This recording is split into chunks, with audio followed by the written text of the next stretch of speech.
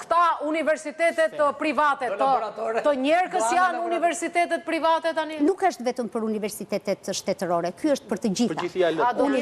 Për të gjithë janë. Universitetet private do kalojnë, në bazë të këtij do kalojnë në sit për akreditimin. Do përfitojnë? Do të aplikojnë në ndonjë projekt, si që bën tenderi bashkia për shembull? Atëherë, edhe ky do ta zhveshi pedagogun akademikun nga të qenit vetëm...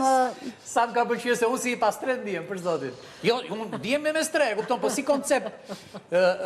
Nuk kam në mbrapa një shtet që të kujdeset për mua si pedagog. Unë çdo gjë, si thot Ana e çaj vetë, Enrico thot, më thoj çaj ka bërë shteti Enricos një gjë.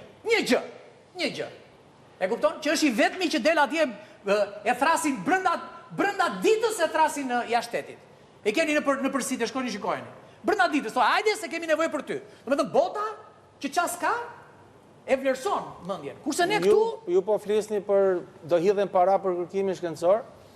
Jo më lart se para një jave isha i ftuar në një universitet edhe në bazë të një Erasmusi. Aty kam referuar qasjet inovative për kërkimin shkencor. Do me thënë i dim ne këto. Më kërkuan që ta prezantoja këtë punim. Kështu që do me thënë si ta Enrico, di nëna ta bëj byrekun, po s'ka të lymë. Kështu i bie me i fjalë. Tani Ana, po shpet një gjë, më tha, kur erët më tha një gjë shumë të veçanta.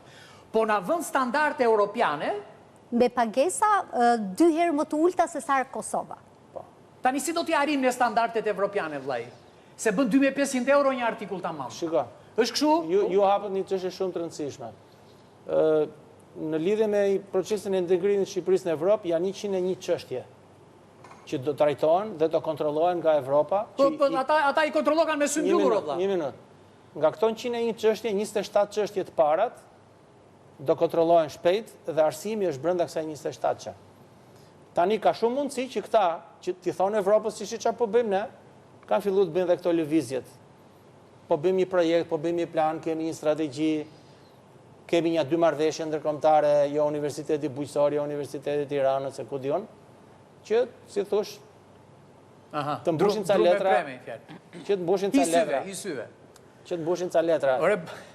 Çështja, e thash edhe një herë, arsimi shqiptar nuk është çështja e universitetit. Arsimi shqiptar është çështja e çerdhes. Se duhet filluar nga çerdhja. Se kur marrim ne studentët që vinë të dobët, me thënë drejtën vitet e fundit mesatarja e përgjithshme e studentëve që futen në arsimin e lartë, në hyrje, është shumë e ulët në krahasim me vitën përpara. Na thonë, një minutë, na thonë, vinë të dobët nga gjimnazi.